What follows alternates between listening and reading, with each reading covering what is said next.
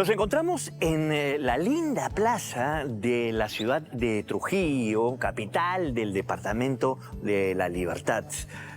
Trujillo es pues la ciudad de la eterna primavera, capital de la marinera, pero también centro de un reino precolombino, el reino Chimú.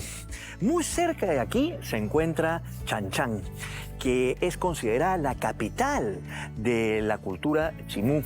Fue también nombrada por la UNESCO como Patrimonio Cultural de la Humanidad. Y estamos aquí para hablarles acerca de todos los aspectos de la cultura Chimú. Sus aspectos económicos, culturales, artísticos, sociales. Y lo haremos desde Chan Chan, porque no se puede entender la cultura Chimú sin entender también su principal yacta, su principal ciudad, que es considerada, por supuesto, también la capital del reino Chimú. Empecemos porque la construcción del reino Chimú y Chan Chan sucedió en el Perú.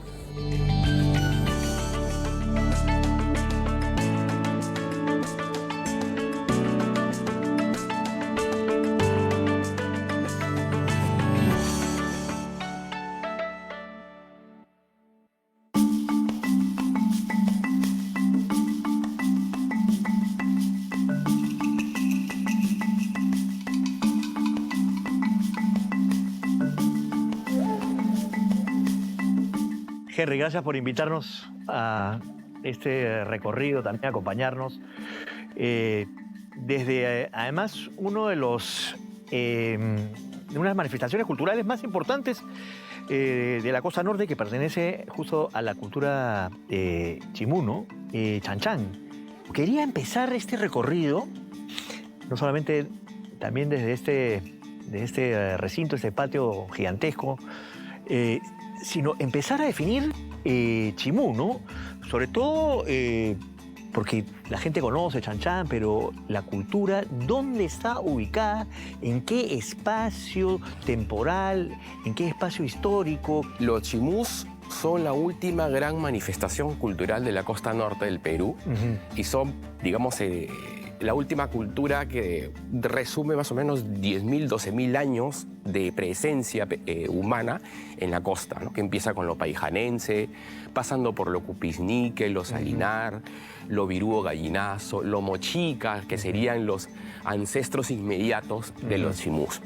Cuando hablamos de chimú, nos estamos refiriendo a una cultura que en términos materiales empieza a aparecer como tal más o menos alrededor del año 1000, 1100 de nuestra era, y que logra dominar la mayor parte de la costa norte del Perú.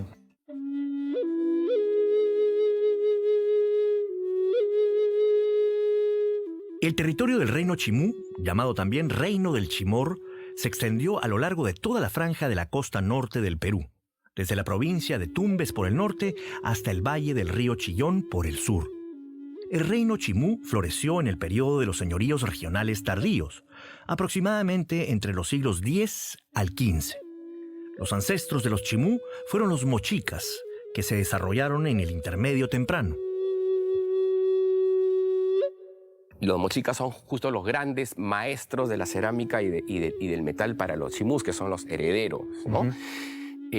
Hasta ahí, obviamente, vemos un continuum, unas similitudes, pero también hay diferencias cuando antes hacía una cerámica bícroma con tonos rojos y cremas y de pronto, por alguna razón ideológica, influencias, qué sé yo, la cerámica ya no es así, sino es negra, es ploma. Entonces van cambiando los estilos. En realidad este es un discurso político y religioso. Entonces, ahí es donde en esas diferencias los arqueólogos encontramos marcadores culturales para etiquetar y decir esto es chimú, esto es mochica, etc. La decoración que nosotros encontramos en los muros es parte de un formato lingüístico que ellos han utilizado para que puedan comunicar la ideología o la idiosincrasia que ellos tenían. En este lugar, en específico, el conjunto Nican va a presentar elementos del mar, ¿no? Tanto como las olas, tanto como algunos animalitos de tierra que siempre van a seguir en investigación. Por ejemplo, tenemos un tipo de ardilla que es lo que está ubicado en la parte de las bases. De acuerdo al concepto continuum cultural, la cultura no es una sucesión de eventos aislados, sino una corriente de procesos que fluyen a través del tiempo y el espacio. En ese sentido, el continuum cultural propone que las creencias, objetos y costumbres son el resultado de procesos anteriores y se transmiten de generación en generación. Los ancestros son los que de manera gradual nos van proporcionando a través de generaciones el conocimiento, ¿no?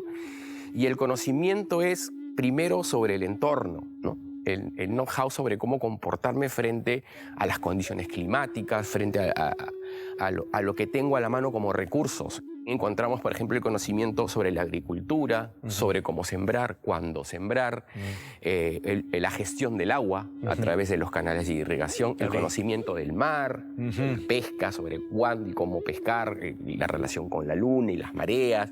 Todo eso se va transmitiendo y digamos que hay un continuum cultural en ese sentido, ¿no?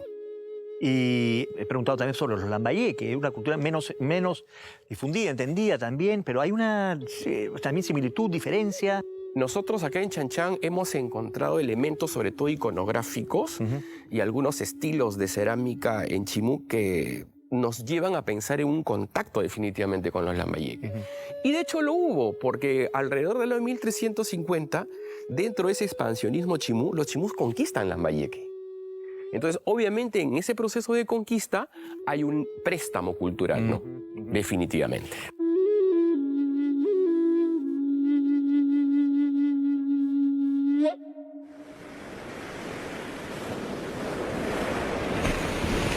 Según un antiguo relato, el fundador de la dinastía Chimú fue Taikanamo o Takainamo, un personaje legendario llegado desde el mar.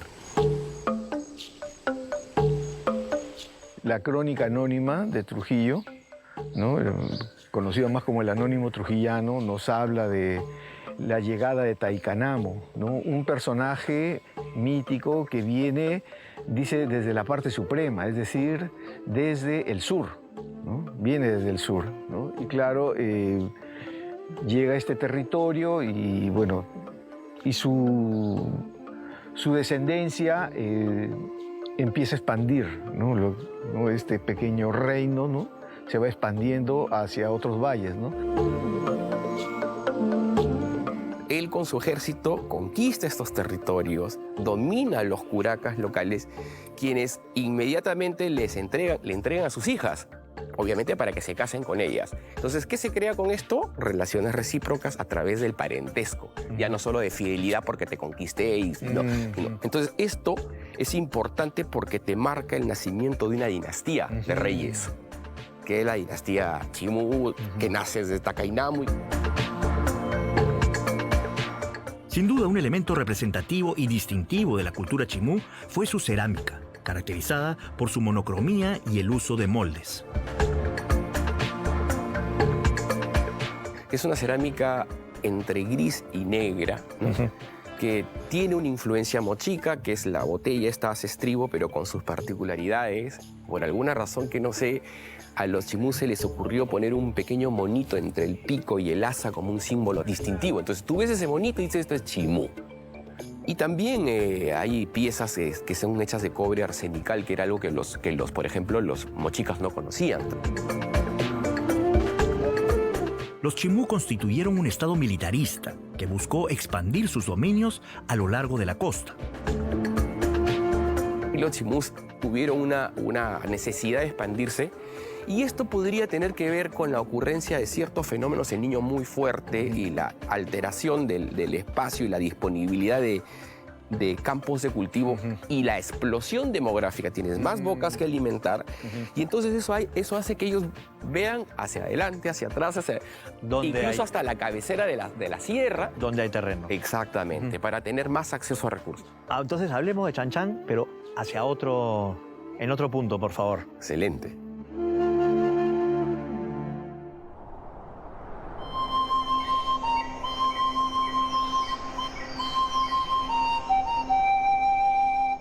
Si bien el reino Chimú tuvo importantes centros administrativos en los valles de Jequetepeque y Casma y en Paramonga, en el Valle de Lima, su capital se instaló en la margen derecha del río Moche, en la parte baja del valle. Esta enorme y suntuosa ciudad de barro ha pasado a la posteridad con el nombre de Chan Chan.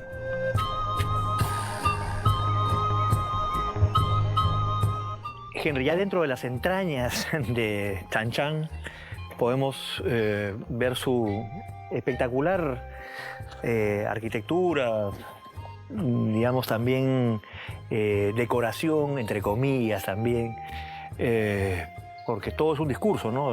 Hablamos, por ejemplo, de la relación del mar, estas cosas que nos reflejan un poco también a las redes de pesca, etcétera.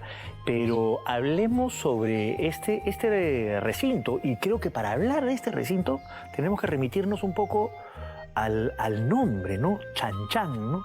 ¿Dónde encontramos este nombre, digamos, ya en qué documentos, dónde lo encontramos expresado? Bueno, de hecho, Chan Chan no aparece en ninguna fuente de cronistas, por ejemplo, ¿no? Aparece en un documento colonial relativamente tardío y no se refiere a todo el sitio, sino a un paraje específico que era una zona de salitre. Y por alguna razón, en las primeras décadas del siglo XIX, empieza a hacerse el nombre extensivo a todo el sitio. Ahora, muchos me preguntan, ¿pero y qué significa claro, la toponimia? Chan Chan, ¿no? Matías Urban dice que Chan Chan es una palabra de la lengua Quingnan, que era la lengua que hablaban los chimús en ese entonces. Como no tenemos ninguna referencia, no hay ninguna publicación, ningún diccionario, ningún glosario, es imposible saber qué significa. El topónimo Canchan, del cual derivaría Chan Chan, aparece por primera vez en el acta de fundación del Cabildo de Trujillo en 1536.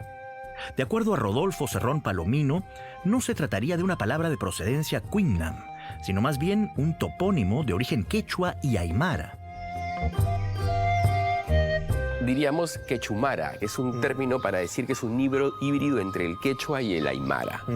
Y él empieza diciéndote de que Chan Chan en realidad es una deformación de Canchán y que de Canchán es a su vez un apócope de Canchani, que significa lugar de muchos recintos. Entonces, que ese sería digamos, la etimología de la palabra Canchán y por lo tanto Chan Chan. Mucha gente piensa que toda esta zona es del lenguaje muchic, ¿no? Y estamos hablando también del Quinam, o el Quinam, que ¿era el lenguaje hablado por una élite o lo hablaba todo el mundo? Se dice que era el lenguaje de los chimús en general, y también se habla de una lengua pescadora, que no sabemos si es una variante del Quingnan o es otro nombre con el que se designaba el Quingnan.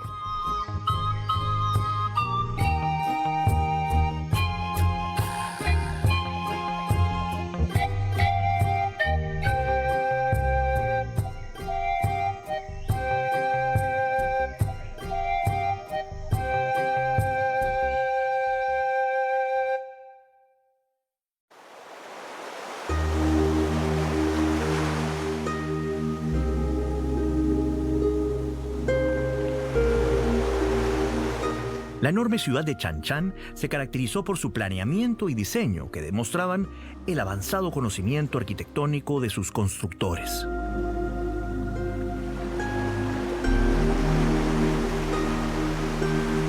Bueno, estamos dentro del complejo arqueológico Chan Chan, que comprende 14.5 kilómetros cuadrados aproximadamente, pero específicamente estamos dentro del conjunto amurallado Nikan Ekshudi, ¿no? Este es el único complejo que está puesto en valor, es uno de los palacios que puede visitar el turista y donde podemos encontrar mucho de la cultura chimú, explicaciones de muchas cosas, administrativas, religiosas, para nosotros poder dar a entender al mundo qué es lo que ha pasado aquí en la época prehispánica. Hablemos ya de la estructura física, de la materialidad de Chan Chan. Chan Chan Es considerada una de las ciudades de barro más grandes del mundo antiguo y quizás en el top 3 de ciudades más grandes de América precolombina. De esos 14 kilómetros cuadrados, 6 kilómetros cuadrados son pura estructura urbana. Para que tengas una referencia del tamaño, el centro histórico de Trujillo, rodeado por su avenida España, que antes era el muro, tiene 1 kilómetro cuadrado. O sea, es 6 veces el tamaño de la ciudad que construyeron los españoles. En el siglo XX, varios conjuntos amurallados de Chan Chan fueron bautizados con los nombres de viajeros y arqueólogos que desde el siglo XIX recorrieron el complejo arqueológico. Entre aquellos visitantes estuvieron los suizos Johann Jakob von Tschudi y Adolf van der Lier. ¿No? Está el Palacio van der Lier, el de Tschudi, el de Squire, etc. Sí. ¿Quiénes son estos personajes y por qué se denominan así? Hay de todo tipo. Son personas que o han Porque son apellidos, Claro, o han escrito sobre Chan Chan, o han venido y ha hecho investigaciones acá, o son célebres porque durante su vida explotaron el sitio de una manera que entonces era legal, pero que ahora ya no se ve bien, ¿no? O son personajes históricos como Chaiwak, por ejemplo, que fue un curaca. Lo curioso es que estos nombres no los pone, digamos, la cultura popular como siempre pasa con las huacas, que la gente de tanto pasar la termina nombrando, ¿no? Sabemos que los nombres los pone Julio César Tello. Y él fue el que tiene el criterio para colocarlo. En 2006 se estableció que los palacios de Chan Chan fueran designados con vocablos correspondientes a la lengua moche. Por ejemplo, el Palacio Rivero pasó a llamarse Cholán y el Palacio Tschudi recibió el nombre de Nik An. El barro fue el material predominante en las construcciones de los chimús.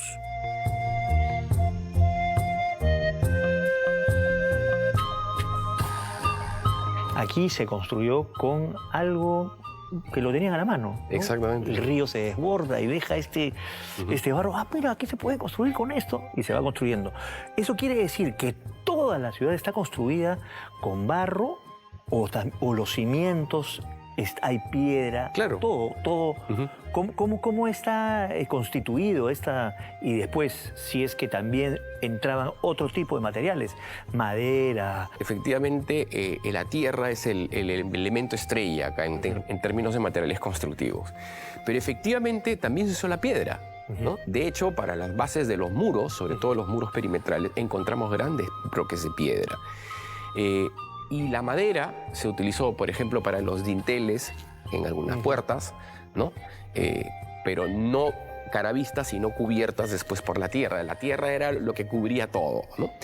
Y también, por ejemplo, hemos encontrado carrizos para marcar la horizontalidad de los muros, para que cuando construyas el muro no te vayas de lado. Entonces, claro.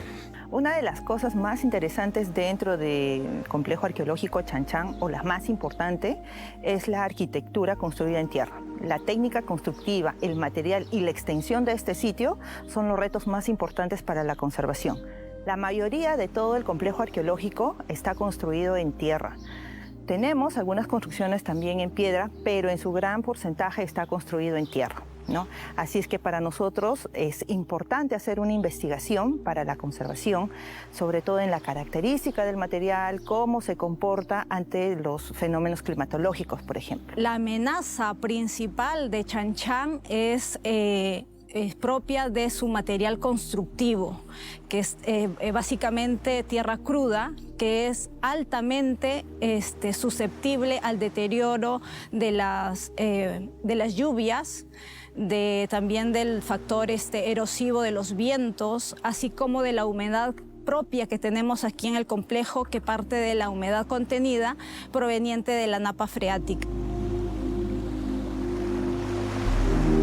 Se considera que los señores chimús, sucesores de Taikanamo, fueron los que mandaron a construir cada uno de los conjuntos amurallados y palacios de Chan Chan.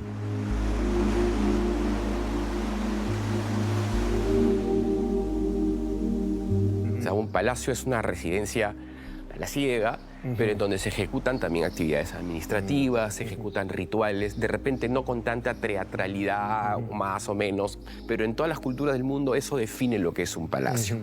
Ahora, el tema aquí es que en Chan Chan hasta la fecha no se ha excavado un palacio en su totalidad como para definirte, por ejemplo, las áreas en donde dormían, en donde comían, pero también se han encontrado zonas que le llaman barrios populares, espacios mucho más pequeños en cuanto a la distribución de los muros, con material más perecible, con bases de adobe, pero el resto obviamente fue quincha. Una vez que el rey muere, no es que el hijo o el que hereda el cargo viene y ocupa el palacio, sino que el palacio sigue siendo ocupado por ese rey, pero ya no como rey en sí, sino como un ancestro, de tal forma que parte del palacio se transforma en un mausoleo, que es la zona que llamamos plataforma funeraria, donde esta persona no es enterrada en sí, sino que el cuerpo pasa por un proceso de preparación de enfardelamiento y el cuerpo simplemente se coloca a la vista, a la disposición de sus sacerdotes, de sus esposas, para limpiarlo, cambiarle de ropa, para darle de comer mediante la quema de los alimentos y también para sacarlo a pasear, para que se vaya de visita a otros palacios donde hay otras momias también guardadas. La agricultura en los alrededores de Chan Chan era posible por la presencia de aguas subterráneas. Estas generaban zonas húmedas que permitían el crecimiento de totoras y lirios acuáticos. Para entender Chan Chan hay que ubicarnos en el espacio y tener en cuenta los ecosistemas que rodean Chan Chan. Tenemos el ecosistema marino en la parte baja, la zona de huachaques, ¿no? Las chacras hundidas, las lomas costeras que están alrededor en los cerros Campana, cerro Cabras. Luego también tenemos el bosque ribereño y el propio desierto. Entonces, esta ubicación en el espacio, para el caso del área de desierto, ¿no?, obligó a los chimús configurar los grandes canales de irrigación, ¿no?, que son el canal La Cumbre y el canal Vichanzao, que irrigaron las pampas de Huanchaco, las pampas de La Esperanza y esta parte baja que Chan Chan también tuvo su parte agrícola, ¿no?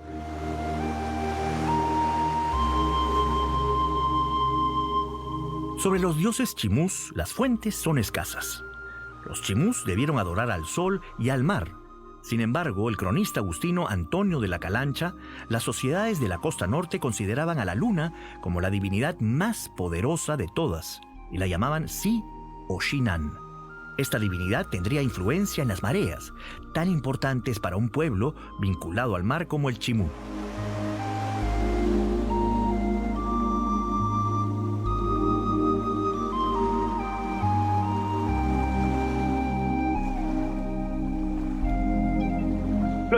Vivían de cara al mar. Y esto lo podemos comprobar en Chan Chan, donde sus rincones están profusamente decorados con figuras como aves marinas, peces y hasta olas del mar. Chan Chan prácticamente tenía sus límites en donde hoy podemos ver el balneario de Huanchaco, donde antiguamente los pobladores moche y luego los chimús utilizaban estas embarcaciones de totora hechas de un junco muy ligero que se obtenía de humedales muy cerca de aquí. Hemos visto, por ejemplo, en el museo cerámicos que nos muestran a los chimús subidos sobre estos caballitos de totora realizando sus actividades. Y en la actualidad los huanchaqueños están muy orgullosos de esta tradición. Hasta el día de hoy construyen estas embarcaciones. Están orgullosos de esta tradición ancestral.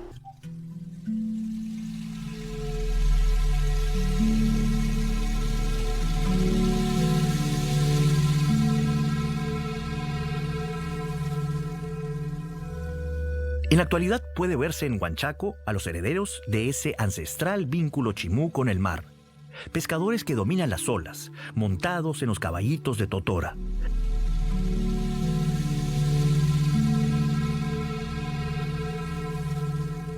Y artesanos como el maestro Agustín Piminchumo, experto pescador y reconocido tejedor con la fibra de totora. Desde hace décadas, don Agustín Inspecciona con pericia los ancestrales y típicos caballitos de totora, útiles para la navegación y la pesca.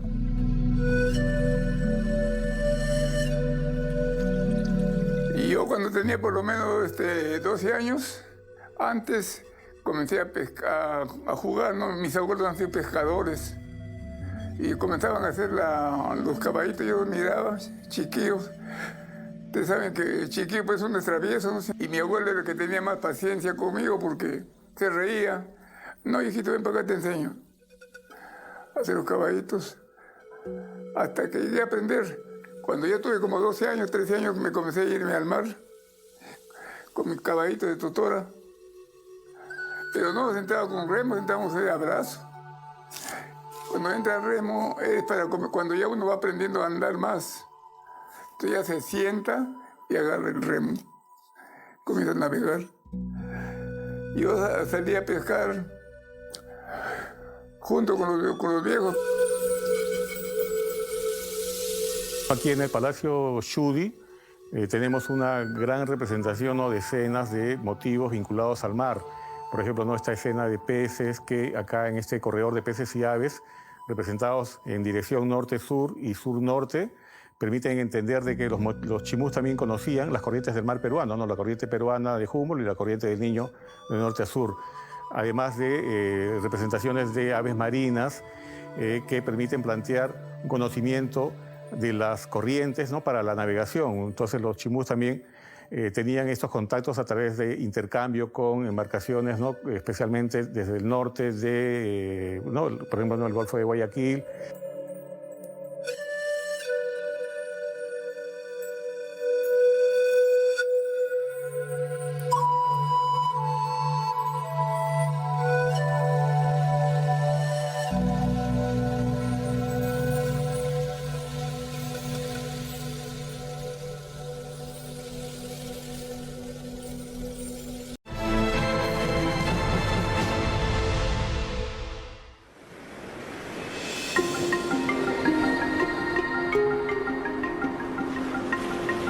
Desde tiempos inmemoriales, el Niño fue un evento climático que las sociedades precolombinas de la costa norte tuvieron que afrontar. El fenómeno del Niño probablemente ocurre de hace 40.000 años. Es decir, cuando los primeros pobladores llegan a esta zona, se han hecho estudios en quebradas para la época chimú que demuestran que ocurría un fenómeno del Niño cada 20-25 años. No vamos a negar que produce destrucción, ¿no? Los canales se destruyen eventualmente. Pero frente a este problema sale una oportunidad. Hay otros estudios que demuestran que si es que los canales eran destruidos, toda esa zona que era inundada se transformaba en un nuevo campo de cultivo. Por supuesto, fertilizaba, dejaba esos sedimentos con minerales y todo. Claro, entonces mientras ibas arreglando o modificando los canales de regadío, reaprovechabas estos nuevos espacios y cultivabas en ellos. Entonces, hay un proceso de adaptación y de resiliencia. El impacto de las lluvias torrenciales en las estructuras se han documentado en las excavaciones arqueológicas. Hemos encontrado grandes añegos en las plazas, hemos encontrado muros como los perimetrados colapsados. Y también no solamente hemos encontrado las afectaciones, sino la respuesta de la sociedad chimú ante estos añegos, ¿no? Hemos encontrado las refacciones que han hecho como calzaduras y esta experiencia se ha traducido en una evolución de la técnica constructiva de los chimú porque, por ejemplo, si inicialmente edificaban con muros totalmente de barro, en las construcciones más tardías, que también a continuación hemos excavado, ya se ve que incluyen la piedra como parte de la cimentación de los muros. Chanchán es una terraza aluvial que cuando ocurre un fenómeno del Niño no se inunda. O sea, no sufre inundaciones. Acá el problema son las lluvias, pero no tenemos problemas de huaico.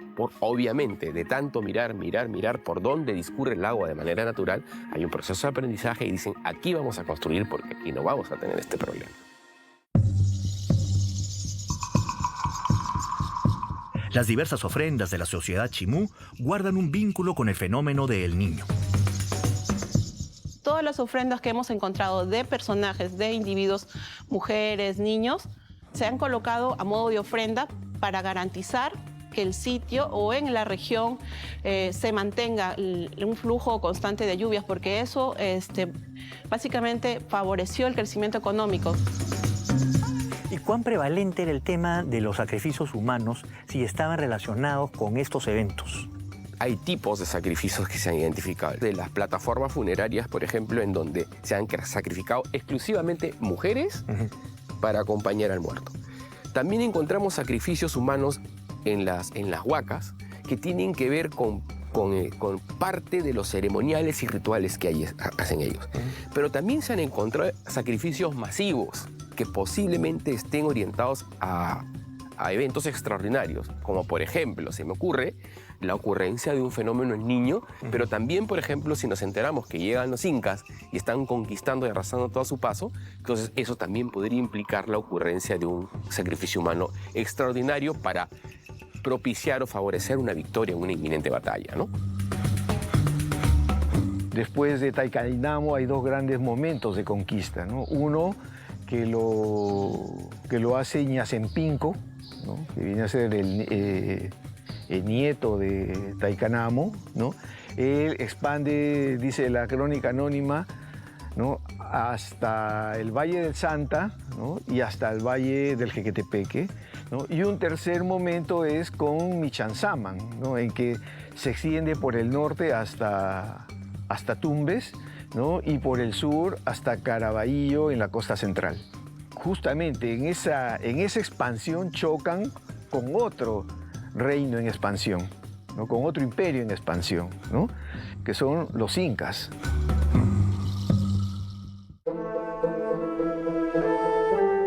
En el siglo XV, poderosas fuerzas incas llegaron al Valle del Moche. Los cusqueños encontraron férrea resistencia al señorío chimú, que también se encontraba en expansión. En su incontenible avance conquistador hacia el norte, Tupac Yupanqui bajó por el río Moche con la intención de cortarle el suministro de agua a los yungas. Y eso para una sociedad eminentemente agrícola hubiese significado prácticamente la muerte. Dice María Rostorovsky que los chimús no pudieron resistirse frente al ímpetu de los andinos. Y Chan fue tomada íntegramente por los cusqueños. Tupac Yupanqui tomó prisionero al señor chimú Minchacaman y lo llevó hacia el Cusco. Y en vez de él puso a otro personaje llamado Chumuncaur, mientras Tupac Yupanqui emprendía su camino conquistador hacia el norte, específicamente a Pacatnamú, en el valle de Jequetepeque, en Pacasmayo. La conquista del Chimú debió ser larga, ¿no? Porque las fuentes nos hablan que primero atacan por la costa desde el sur, ¿no? Desde el sur van atacando, ¿no? Hay un enfrentamiento en Paramonga, ¿no? Luego se habla de otros enfrentamientos en el Valle del Santa, ¿no? Y otras fuentes nos hablan de una conquista por la sierra, ¿no? Que primero se conquista Cajamarca, ¿no? Y las fuentes nos dicen que los chimús van en apoyo de los cajamarquinos, ¿no? Claro, los chimús tenían una relación transversal muy fuerte, ¿no? Y porque a los chimús les interesaba productos exóticos, ¿no? Que venían desde la floresta amazónica y claro, cruzaban pues por el territorio cajamarquino para llegar hasta la costa, ¿no? Asimismo, ¿no? A los cajamarquinos les interesaba productos de la costa, ¿no? Como por ejemplo sal, pescado, ¿no? Algodón, ¿no? Que se producía en grandes cantidades. El cronista Calancha da cuenta de un valeroso guerrero chimú llamado Querrutumi, que tras pelear heroicamente prefirió suicidarse para no caer en manos de los cusqueños. La encarnizada batalla se dio en el Cerro Campana, ubicado en el actual distrito de Huanchaco.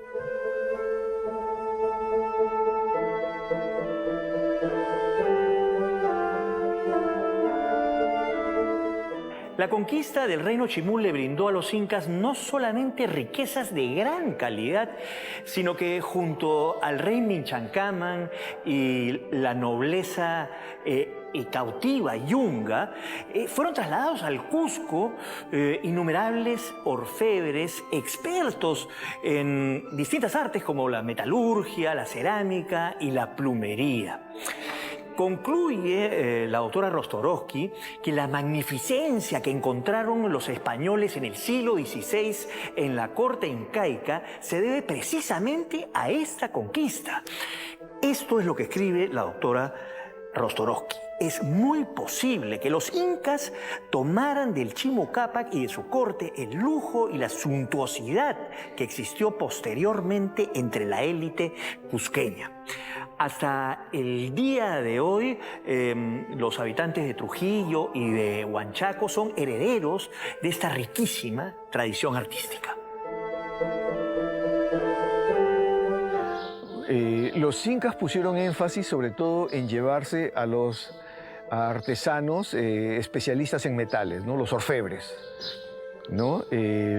Por ejemplo, entre los materiales que se ha repatriado desde Yel, ¿no? Este material de Machu Picchu, ¿no?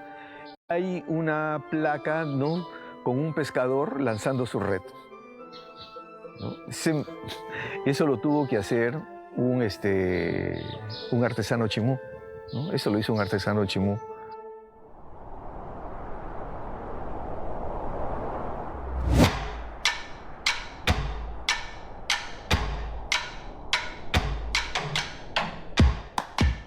Según el cronista Agustín de Zárate, uno de los más importantes levantamientos contra los incas fue protagonizado por el señor de Chimú, el Chimo Cápac. Cuenta este cronista que el encargado de aplacar esta rebelión fue nada menos que Huayna Cápac, quien apresó al Chimo Cápac y lo mandó ejecutar. Desde ese momento, los yungas fueron prohibidos de portar armas y de pertenecer al ejército incaico. También se aplicó el desmembramiento de la población para llevarlos como mitimaes a diversos lugares del Tahuantinsuyo. Y así también empezó gradualmente el declive de la cultura chimú.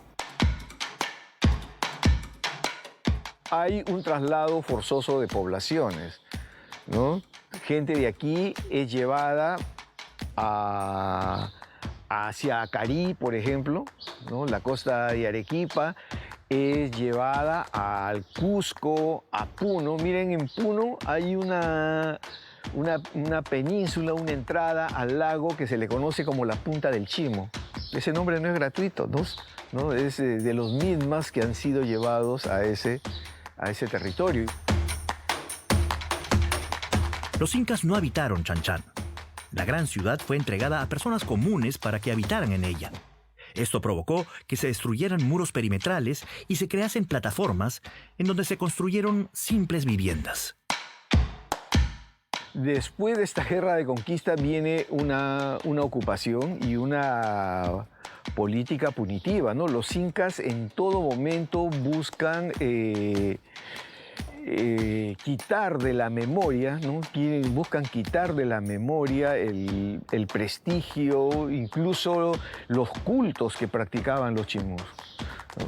Por ejemplo, el sitio de las huacas de Moche, ¿no? La Huaca de la Luna, que es conocida, o este complejo, ¿no? La Huaca del Sol, ¿no? Con la Huaca de la Luna, que es conocido como Capuchaida, ¿no? Se le cambia por Pachacamac.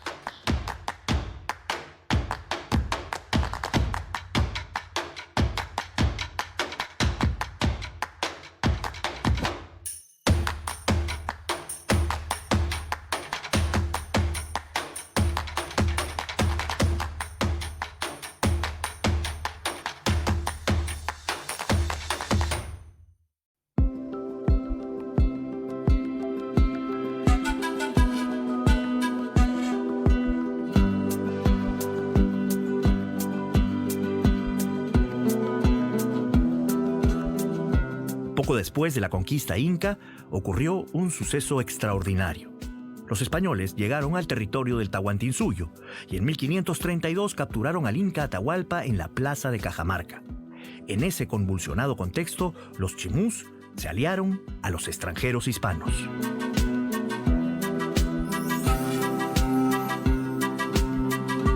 Frente a todos estos actos punitivos, los chimús fueron firmes aliados de los españoles, ¿no? Aportando suministros para la conquista, dando hombres, ¿no? También, ¿no?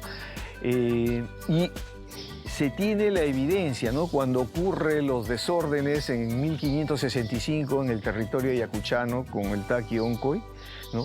Claro, a los caciques del norte se les convoca a Trujillo y les dicen que tienen prohibido salir de la ciudad, ¿no? Al cabo de unos meses, ellos firman una declaración diciendo que nunca han sido sabedores de la rebelión que el Inga tiene ordenada en la sierra y recalca, antes fueron siempre nuestros enemigos.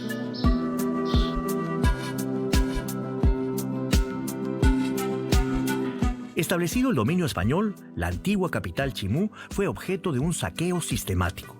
Ese saqueo era autorizado por las autoridades que cobraban impuestos a las compañías de huaqueo. Uno de esos huaqueros fue el español Garci Gutiérrez de Toledo, vecino de Trujillo en 1567. Una de las huacas de Chan Chan fue bautizada con su nombre, la Huaca Toledo. Entre 1782 y 1785, el obispo de Trujillo, Baltasar Jaime Martínez de Compañón, hizo una visita pastoral a su extensa diócesis. Y ahí mandó a realizar unas acuarelas que registraban personajes de diferentes etnias, costumbres, trabajos, flora, fauna y también algunos levantamientos topográficos de los antiguos restos arqueológicos. Uno de ellos es, por ejemplo, el levantamiento del Palacio de Cholán, ex Palacio Rivero. Y este es uno de los primeros registros del lugar, o parte del lugar llamado Chan Chan. Hay que reconocer también que desde el siglo XVI inclusive, los españoles tuvieron como empresa, literalmente como empresa, saquear, levantar las riquezas que encontraban dentro de estos palacios. Y Chan Chan, por supuesto, no fue la excepción. En el siglo XIX visitaron Chan Chan viajeros europeos como Alexander von Humboldt y George Squier. En el siglo XX llegaron arqueólogos extranjeros, entre ellos el alemán Hans Horkheimer y los norteamericanos Wendell Bennett y Richard Shadle. En los años 60, el peruano Francisco Iriarte realizó trabajos de restauración en la Huaca Arcoíris, ubicada en el actual distrito de La Esperanza. Otra construcción ubicada en La Esperanza es la Huaca Taikanamo. En Huaca Tacainamo hemos descubierto policromía igual de hasta 7 colores, lo que definitivamente rechaza la monocromía existente en la decoración mural o decoración de las paredes de Chan Chan, ¿no?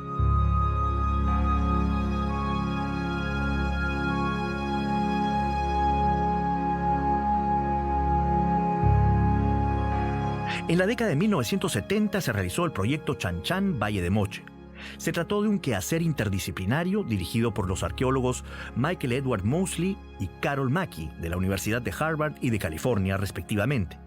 Este proyecto realizó importantes estudios. El año 2007 marca otro hito en la historia de las investigaciones en Chan Chan. Ese año se puso en marcha el proyecto especial Complejo Arqueológico Chan Chan.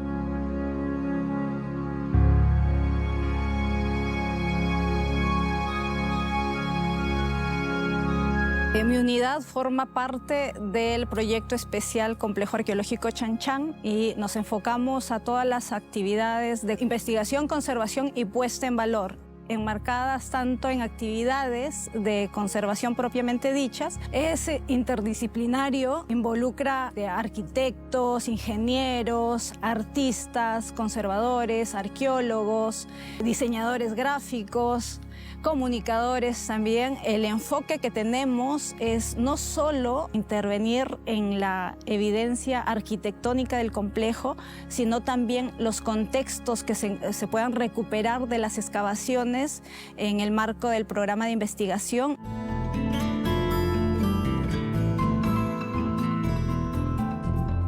Recién en el 2015 el Estado peruano presupuestó un dinero específico para la investigación y la conservación de Chan Chan, y es ahí donde se iniciaron el primer programa de investigación arqueológica, conservación y puesta en valor en el sitio. Este es uno de los sitios que está en la lista del Patrimonio Mundial, que fue inscrita en 1986 por la UNESCO, y es nuestra responsabilidad la conservación.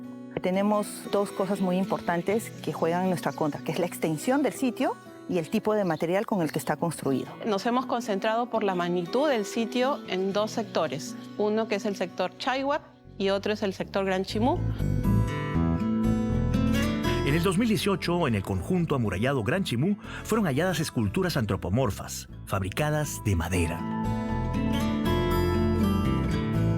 Las estatuas de madera se encuentran ornamentando los accesos principales de las construcciones Chimú de la etapa media a tardía. Son fijas, están empotradas en el terreno, a diferencia de las otras, del otro tipo de esculturas de madera que son móviles. Es como una significación de todos los personajes que participaban en el ceremonial. Por ejemplo, tenemos esculturas de madera que representan a cargadores de andas, a sacrificados, a sacerdotisas, a oficiales, a los sacerdotes, por ejemplo, no portando copas. Hablar de conservación es hablar de una historia de más de 50 años de intervenciones aquí que han sido enfocadas principalmente en Xudi, que es el palacio abierto a la visita turística, así como también a las huacas que forman parte del complejo, pero que se ubican en la parte periférica, como es Huaca Arcoíris, La Esmeralda, donde han sido intervenidos por diferentes escuelas, ¿no? La escuela mexicana, la escuela italiana, donde estaban enfocados a la restauración, a la recuperación de espacios, ¿no? Para proteger principalmente. Posteriormente se dio también las intervenciones que estuvieron enfocadas a la protección de las estructuras internas de cada palacio. Somos el único proyecto arqueológico que tiene un laboratorio de investigación exclusivamente para la conservación del material en tierra. Este laboratorio cuenta con 3 actividades principales, que es el análisis del material arqueológico y no arqueológico. Lo segundo, hacemos siempre un análisis meteorológico con distintos equipos, por ejemplo, estaciones meteorológicas a nivel macro y estaciones meteorológicas a nivel micro, ¿no? Con ello podemos tener el conocimiento de cómo está comportándose el clima en general y microclimas que generan cubiertas, que generan espacios como drenajes, etc. Y también hacemos mapeos geográficos donde analizamos los puntos de alta saturación de sales o de humedad, que es tan importante para nosotros poder garantizar la conservación de este sitio arqueológico. En el siglo XXI son grandes los retos que afronta Chan Chan. Se trata de un conjunto arqueológico fascinante, que ha soportado daños y sufrido deterioro desde tiempos remotos, y que a pesar de ello, aún puede sorprendernos. Por ese motivo, es encomiable la labor de profesionales que en el presente investigan, protegen y conservan el complejo arqueológico de Chan Chan, para que siga siendo motivo de orgullo para todos los peruanos. ¿Por qué debemos regresar, volver nuestra mirada acá? ¿Qué es lo que nos habla finalmente Chimú y Chan Chan acerca de nosotros? Tú has dicho algo muy interesante. Esto es patrimonio de los peruanos, pero no solamente es patrimonio de los peruanos, sino también es patrimonio mundial. Recuerda que desde el año 1986 fue declarado patrimonio mundial por la UNESCO. Primero, el orgullo que deberíamos sentir por lo que han logrado nuestros antepasados, ¿no es cierto? Esta magnífica ciudad que han construido en un momento en que en otras partes no había este tipo de construcciones, lo que lo convierte en un testigo único del genio creativo de una sociedad que ya no existe, que es Chimú.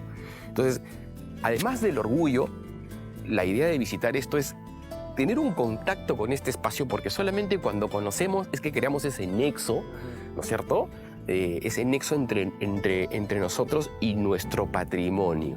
Y ahí es cuando nace en nosotros la necesidad de protegerlo, conservarlo, difundirlo. Entonces, la única forma de generar conciencia sobre el patrimonio es conocerlo. Entonces, todos los peruanos estamos en la obligación de venir a conocer Chan Chan, definitivamente.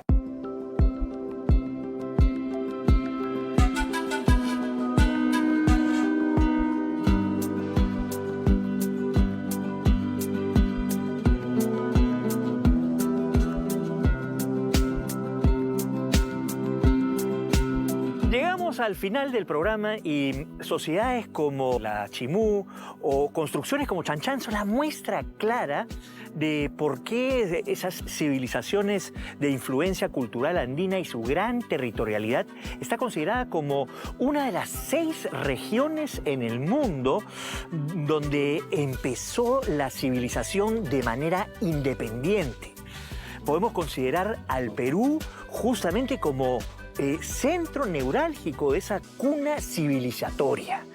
Por eso, vengan a Trujillo, vengan a ver Chan Chan y maravíllense con esta construcción, porque no basta programas como este para poder mostrárselo. Basta que ustedes vengan aquí y lo vean con sus propios ojos. Nos vemos en la próxima.